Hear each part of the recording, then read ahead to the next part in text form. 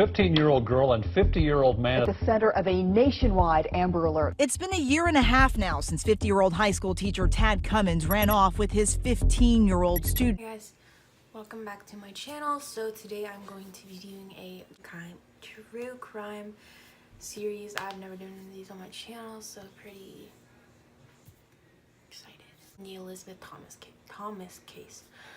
Not a very popular case, but I just think it's very interesting. Basically, Elizabeth Thomas was a 15-year-old girl when her 50-year-old teacher kidnapped her and took her to California to sexually assault her. Also, before I get into this video, I want to make the disclaimer that I don't mean any disrespect to anyone in this video. I just giving you guys the truth and just seeing what I read on the internet. So let's get into the video. Elizabeth Thomas was a 15-year-old girl who had been homeschooled her entire life, and in high school she went to regular high school and got bullied. She had no friends, and that's when her 50-year-old teacher had become her only friend, Tad Cummins. So Elizabeth and her siblings were abused by their mother. She was charged of 4 counts of misdemeanor child abuse and neglect, and 1 felony count of abuse for a child under the age of 8. Sorry if I'm looking at the computer, I'm just trying to get my facts right. She had 10 children and she abused 5 of them, including Elizabeth. Abuse began in November 2014. In late 2015, Thomas and her husband separated, and he took sole custody of the children. Her mother was she didn't have any custody, and she didn't want anything to do with them. Away from her children, and she still has no contact with them. The next part is pretty detailed, so if you don't want to, then skip to the time on the screen. She once hit Elizabeth's head on a washing machine, and then proceeded to throw her down the basement stairs and locked her inside. So that Thomas beat her children until they bled and threw a chair at one of her daughters. Another daughter was allegedly rendered unconscious after being struck with a wooden board. Another child was hit in the head with another board after injecting herself with a brother's EpiPen. So, now getting on to the kidnapper. So his name was Tad Cummins. I've already stated that. He was 50 years old and he was married. He is a former high school teacher, and he married his high school sweetheart right after graduating. He married his wife Jill in 1985, and they have adult children together and are also grandparents. He worked as a science teacher, and this is also where he met Elizabeth. So he met Elizabeth in one of his classes. Obviously she had his class, and she was bullied and she had no friends, so basically he was her only friend that she could talk to. They became really close. He invited her to eat lunch in his classroom and just hang out with them basically as a friend. A little suspicious to begin with, a 50-year-old man becoming friends with a 15-year-old girl. And anyways, moving on. He started to take her to church with him and his family, and they didn't think anything in that.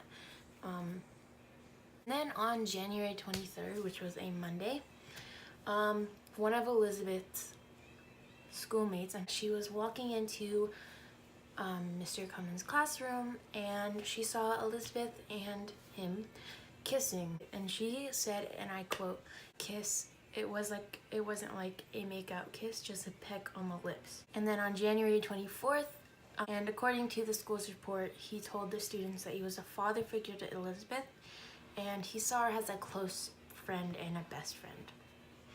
And then a week after, the kiss could not be confirmed, and they both denied that the kiss had happened.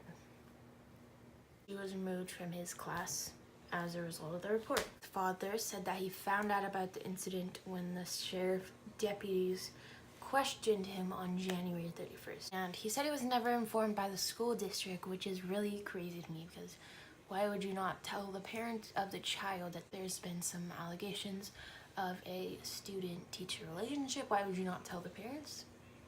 Just saying. 3 weeks after the kiss, Cummins was suspended from the school district, and yeah. And then from February 6th to March 12th, Elizabeth's phone had indicated that she was still in contact with this teacher. They believe that Cummins had planned to escape with this 15-year-old girl for a while. In the days before they had gone away together, Cummins was shown shopping for hair dye in the section of Walmart for girls' hair dye. And then here's where we get to the actual running away, kidnapping thing. I'm not sure where to go because she kind of allowed it to happen. So her sister Sarah Thomas was 17 when this happened, and on March 13th she said her sister woke her up and told her, if I'm not home by 6, call the cop. Her sister sounded really serious. She also said that she was not a serious person, so she took this seriously. And she was last seen around 7:30 or 8 a.m. Monday at a restaurant in Columbia. So basically, I found some footage of Tad Cummins' wife basically saying that he decided that he wanted to take her car, and so they switched cars the day that he left. And Elizabeth, there was surveillance footage of Elizabeth leaving with the restaurant with a bag packed, and that was when she got in the car with Tad. A few minutes later, Elizabeth emerges carrying what looks like an overnight bag and a backpack.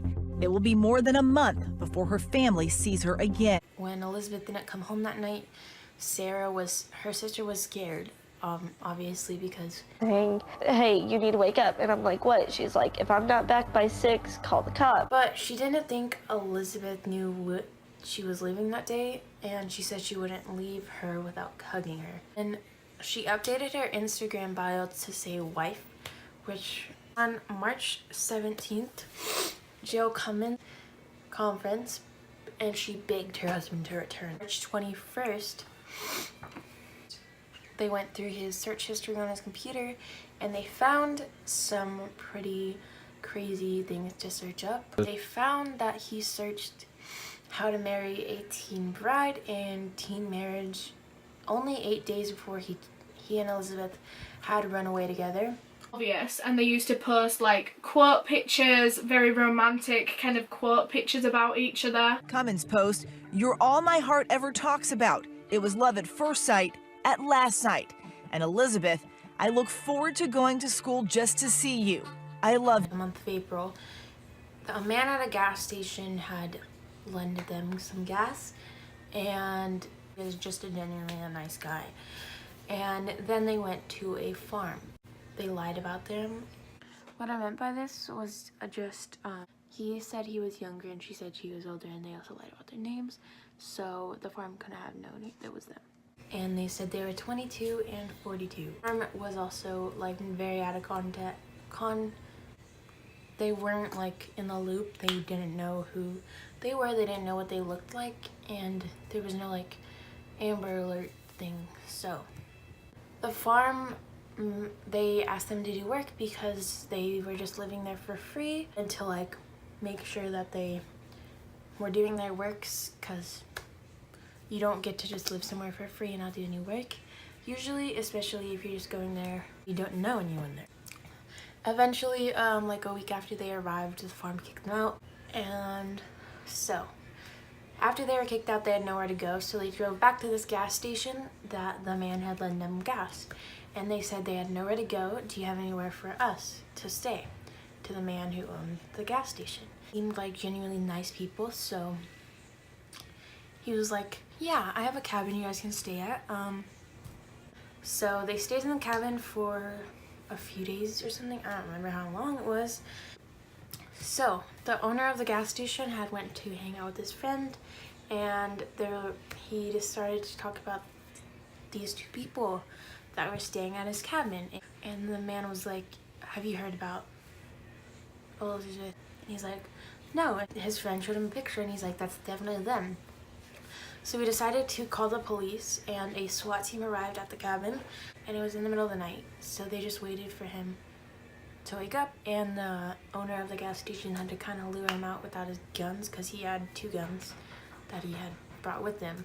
And they arrested him on the spot, and Elizabeth was taken home to her family. Cummins has been found guilty to transporting a minor across state lines for the purpose of engaging in criminal sexual intercourse. Sentencing was delayed until December 5th, and Elizabeth is recovering well. She spoke to Cummings in court. I will play the video here if I can get it. To one knee to propose. She says yes and passionately kisses her man. Elizabeth is busily planning her wedding to 18-year-old Skylar Durla, and it comes as the teacher who abducted her is sentenced to a 20-year term in federal prison. Today we got justice for a brave. 2 years ago, America followed every twist after 53-year-old Tennessee health science teacher Tad Cummins convinced then 15-year-old Elizabeth to run away with him. The 39-day hunt came to an end when they were found in a remote hut in Northern California.